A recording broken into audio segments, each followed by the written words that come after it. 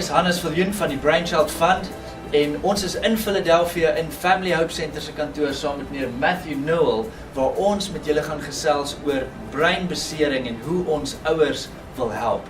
Ek stel aan julle voor Matthew Newell. Welcome to our presentation where hope comes home. We look forward to you joining us.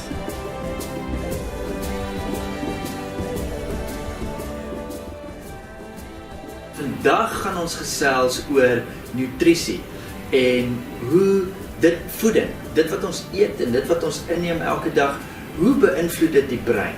Wat se impak het voeding op die brein?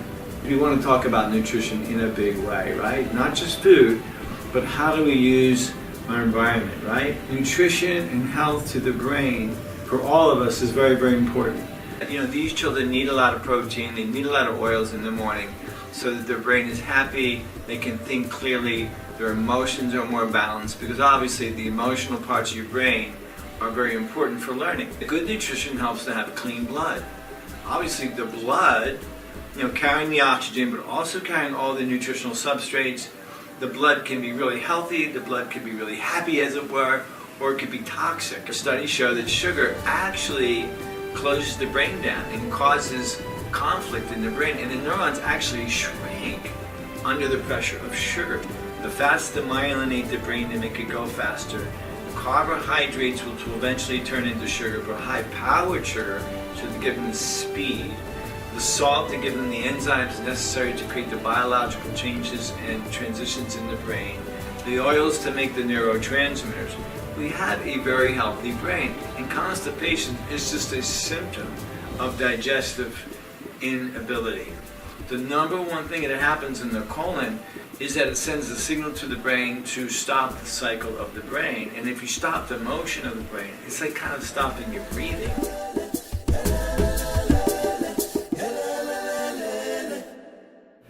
Welkom weer eens by ons program Where Hope Comes Home met my Hannes Viljoen van Brainchild Fund en Matthew Newell from Family Hope Center hier in Philadelphia. En vandag gaan ons bietjie gesels met julle oor epilepsie, convulsies en ook seizures. Baie van ons ouers sukkel met hierdie kondisies met hulle kinders en dis regtig 'n moeilike situasie. Matthew Newell is al 'n ou hand in die veld en hy gaan met ons bietjie gesels vandag, soos wat ek van baie direkte en reguit vrae gaan vra rondom hoe is dit, wat veroorsaak dit en hoe kan ons dit hanteer? En hulle help ouers altyd hoe om met dit werk.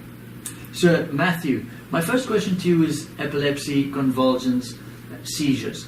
What causes this? And tell me your take on it. Well, thank you, Hans. It's a pleasure to be here, and this is a very important subject to talk about, obviously. As seizures affect many children, seizures affect many adults, and there's many myths and many false beliefs we'll talk about in just a few minutes. But the big understanding of seizures, which comes from a genius named Dr. Temple Fay, who's a neurophysiologist, who's in brain development, a neurosurgeon, from as early as 1940, 1950, and into the 60s.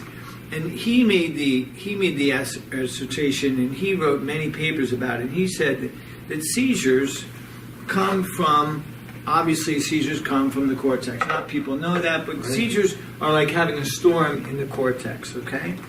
That the consequences of having disorganization in the lower parts of the brain, in the pons, for instance, which is related to being aroused and being able to be tuned in and focus, from digestive issues, from chemicals that are in the brain that shouldn't be there, toxins, from lack of oxygen to the brain, poor breathing, pressure within the brain, that there are many ways that cause a seizure to need to occur. And what he would say, and what I have come to believe after 35 years of working with brain injured children and understanding the brain, along with my team of doctors, is that seizures are a way for correction in the cortex. So it's like a storm in the cortex. And a seizure is kind of like having a fever. When you have an illness and you have to fight that illness, your body creates a fever. And as the fever goes up, it burns off the illness. It burns off the virus, yes? And if you couldn't have a fever, you would probably die, because nobody would know that you had an illness, and the viruses or the bacteria that were raging in your body could not be contained by the heat. And so what Temple Fay would say, which we would agree, is that a fever and a seizure are kind of like the same thing. When your brain needs a correction, it needs to have a seizure. So the seizure is actually a friend. Wow. It's actually a solution to the problem, but it's not the problem in itself. Some of you may have remembered, if you catch a fish and you get the fish on the boat and the fish is flipping around in the boat, obviously the fish is in trauma because the fish is not happy to be out of the water. Yeah.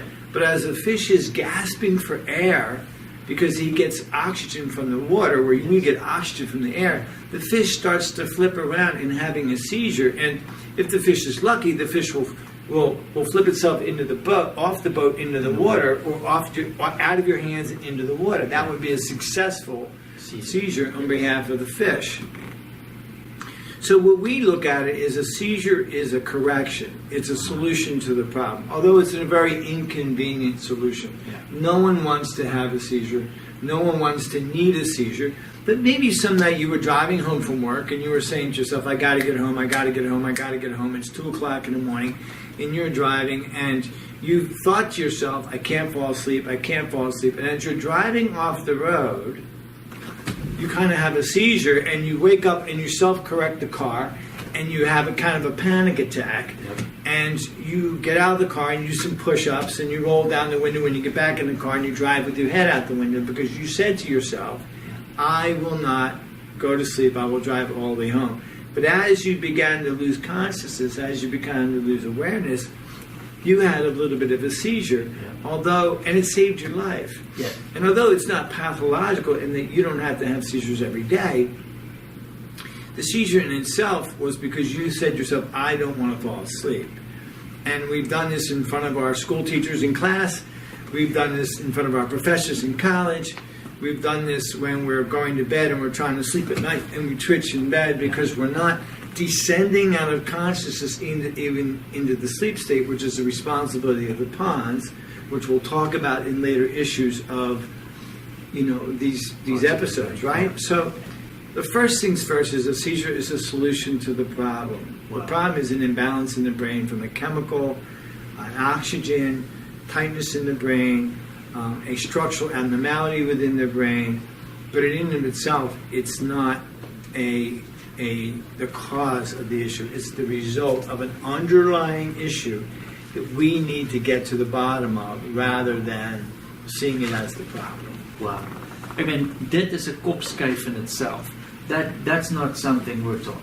No, it's a paradigm shift. It takes you out of fear and puts you into a proactive state of, well, if it's not my problem, then let me go look for the real problem behind it, as opposed to finding alternative solutions for it. Does this cause a lot of conflict? Because, people say, that's the root of all problems, is your child having seizures. Were you saying a seizure is a fruit of a problem? That's just a result. It's a result of an imbalance in the digestive tract. It's a result of an imbalance in the craniosacral motion of the brain. It's a result of pressure within the brain, anxiety. Some kids get seizures just because it's their birthday and they have a high anxiety or high, excitatory rate. Yes. So if you can regulate the brain, then you don't need to have the storm within the cortex to regulate it. So, it can cause problems for us if we don't understand why things exist. Then we make up assumptions, and those assumptions can lead us to conclusions that get us off track in terms of healing and get us into other ways of thinking. So my next question, leading to this mind shift, then, is: can a seizure bring damage to a child? Wanneer jou kind 'n seizure het en hy lê op die grond en hy ruk en dit lyk definitief nie goed nie, kan dit skade bring vir die kind? I think that's what the prevailing thought is, that seizures damage you, that seizures can kill you, and so again we get down these assumptions. And yes, I mean, if I have a seizure, I'm in my car, I'm driving, I have a seizure, I'm going to crash my car, I might die. And the car crash killed me, not the seizure. Yes. I could have a seizure and fall down and hit the side of that table, and yes, hitting the side of the table killed me. So And when I was in school and I watched kids have seizures in my classroom, yes, that was a terrifying experience to watch a child have a seizure. In and of itself, if you realize it's the correction, then instead of trying to eliminate the seizure, you have to go solve what's necessary for the correction. So I don't think in a big picture that it's a right concept to have that seizures can kill you, therefore you need to eliminate the seizure through various methods, except by looking at the underlying cause for the seizure in and of itself. Yes. Because this is now such a new concept, and I think most parents at home, just as I am when I first become aware of this, are like, okay, now we need to recalculate. So what are the myths around seizures, convulsions, and epilepsy? What are the myths that's out there? Well, I think this is a big issue around seizure activity, around convulsions, because along the way, as we all grow up and we hear about seizures, some of the common myths that I've heard of and that parents tell me is that A, seizures can kill you, so eliminate them. Seizures are bad for you. Seizures are the problem. Seizures are kind of like a demonic thing. Like if you have seizures, that it's almost like a demon thing. I mean, back in history, seizures were from demons, and that you had to, it was some sort of spiritual problem that the kids were having. And I like to look at it as a scientific approach. Like, well, if I have a fever, if I have a flu, I'm going to have a fever. If I get food poisoning, I'm going to have a fever, and the fever is going to help me. And there's a result and a consequence. Look, if the seizure doesn't work, you're going to go into a coma. A coma is the last-ditch effort to save you until some doctor comes along and says, well, he's got encephalitis, or he has meningitis, or he has some sort of correction that needs to be happening. So I think when the doctors and our team and other professionals can look at the real root of it, we can eliminate these false belief systems because they don't support a scientific approach. They address, an unscientific concept. A dogma, right? A dogma, okay, because if I say something long enough, then perhaps I'll believe it, even though it's not true. And no doctor who deals in neurology really believes that seizures are the problem. They see it as a solution, or they see it as a result of something else occurring in the system. Mm-hmm. And then diet. Tell me about the correlation between diet and seizures and stuff like that. Is there any correlation? I think there's a correlation between, what you put in your body, what you put in your mouth, and your brain. Obviously, there's a one-to-one correlation. And there's a one-to-one correlation about how we're going to support the health of the brain. Obviously, with children with seizure activity, we give them particular nutritional supplements like B6 and magnesium, which help regulate cortical brain waves. We eliminate sugar because sugar in the diet causes inflammation within the brain. This is a widely known scientific reports that sugar causes inflammation in the brain, causes the brain to heat up. We sometimes eliminate nightshades. The nightshades are the tomatoes and the peppers and the potatoes in the kid's diet because they can cause some inflammation within the child's digestive tract. Sure. We look at the craniosacral motion of the brain. The brain has a rhythm, and we advanced chiropractic work or advanced levels of craniosacral work, which is all scientifically proven methods for advancing the structure of a child, are put into play to help that. We give the child plenty of nice water because the brain is 80% water, essentially, and 90% the limbic brain. So we want the brain to be well hydrated. Yes. And this hydration of the brain helps to air condition the brain, as it were, kind of like the radiator of your car. Yeah. And so we look at constipation, knowing that constipation, we talk about this in one of our other episodes on nutrition, you and I talked about, how if a child's constipated, the lower levels of the large intestines actually are linking to the brain in terms of the vibration and the motion of the brain. So children who are constipated release toxins into the body, the cranial motion slows down, and the brain has to have kind of a seizure in order to get a correction, in order to get a balance. So we see there's many different factors. Wow. And what we teach to our parents and what we have on our team is doctors who are very familiar with understanding seizures, and our team, understanding the causes, looking to support the child with, advanced ketogenic diets, advanced nutritional supplementation specific to that particular child, that we teach at our parent training conferences, we teach in our office when we individually see the children, and we have been very successful over the last 35 years, particularly in the last 15 years of working in the Family Hope Center. We've been very successful with a majority of our children to eliminate seizure activity 100%. And as we've eliminated the seizures and as they become less and less a factor of the neurological, correction it needs to be, we can then begin to bring down the medications that are often, heavily involved with the child. Ek hoop julle is net soos ek opgewonde oor die absolute kennis wat net hier uitloop en 'n hele nuwe kopskuif en 'n ander verstaan van seizures en convulsies en epilepsie en ek meen dit is vir my 'n groot kopskuif. And that was my next question. Die meeste mense medicate. That's the next step, right? Whenever your child has these episodes, the medical world would medicate. Right. What is your take on this? Well, obviously this is a very controversial subject. The concept of, if I'm sick, do I take antibiotics? And how often do I take them? Thank God for antibiotics. Absolutely. But if I keep getting sick and I keep taking antibiotics, am I really finding the root cause of why I keep getting sick? Are the antibiotics solving the problem? Or are they getting me further away from actually looking at the root cause? Mm-hmm. Obviously, the pharmaceutical industry is very powerful in terms of what they can create to help us. Yes. Okay? Yep. But what we see sometimes is that the management of the epileptic seizures through medication can take us down a road where we become dependent on the medication to solve it, kind of like a Band-Aid. If the fire alarm is going off, kind of like turn off the fire alarm. Yeah. And so in our opinion, although we agree at times that medication can help us for a period of time to manage what we're looking at, what we want to go is, one step further. Can we change the diet to create the nutritional change in the brain? Can we change the cranial motion? And so as we get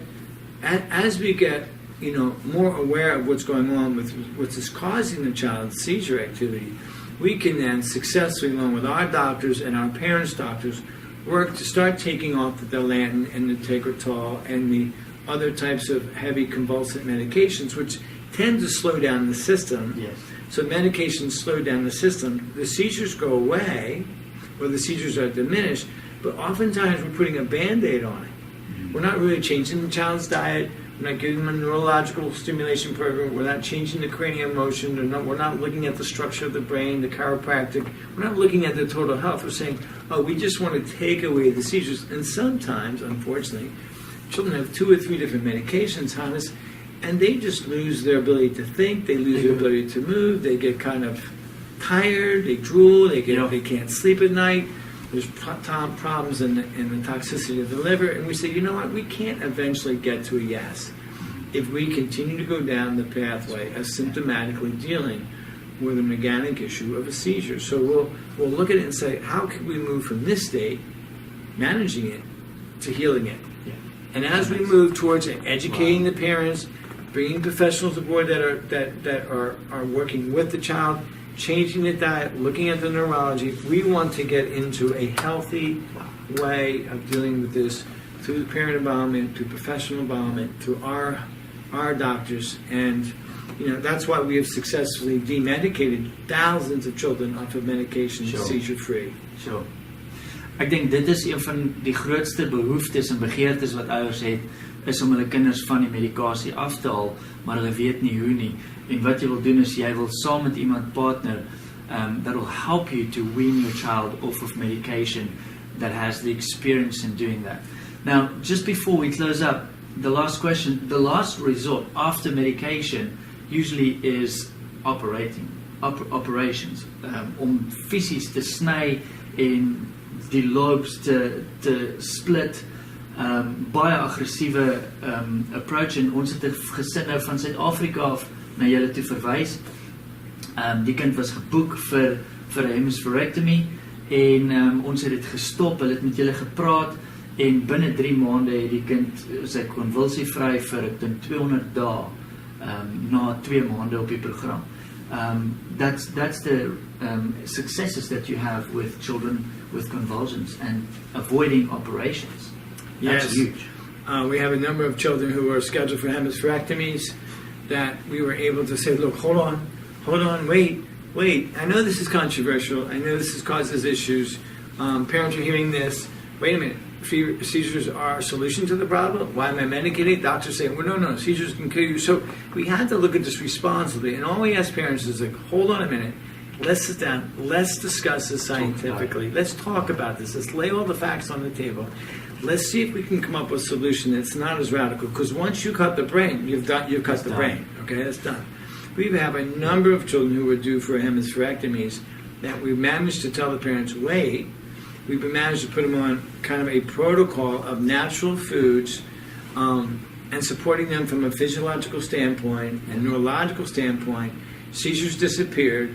We were able to get them off the medication, and they obviously did not get the operation. And parents were thrilled because they were right on the precipice of making a very radical decision. That's big. Of cutting the brain. Yeah. So, yeah.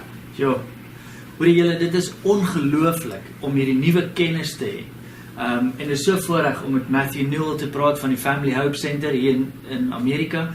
En ek wil julle regtig aanmoedig. Gaan op hulle webwerf familyhopecenter.org en gaan leer meer. Kyk oor die video's wat hulle maak. Of as jy met my wil kontak maak, soek ons op die Brainchild Fund website, brainchildfund.org, en leer meer van hoe ons julle wil help. Ons sal volgende keer nog 'n episode doen oor hoe ons in Family Hope Center die Suid-Afrikaanse ouers wil help om hulle kinders te help op 'n neurologiese vlak. Sien julle in die volgende episode.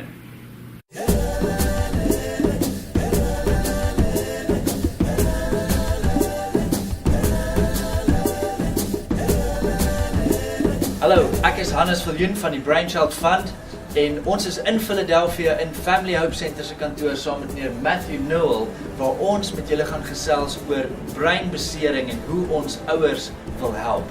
Ek stel aan julle voor Matthew Newell. Welcome to our presentation where hope comes home. We look forward to you joining us.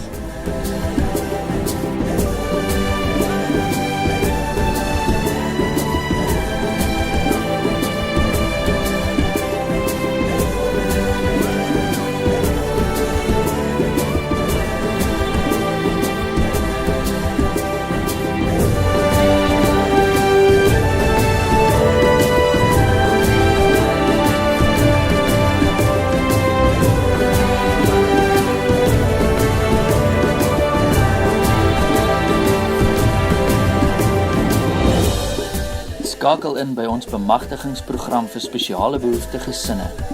Kennis is krag.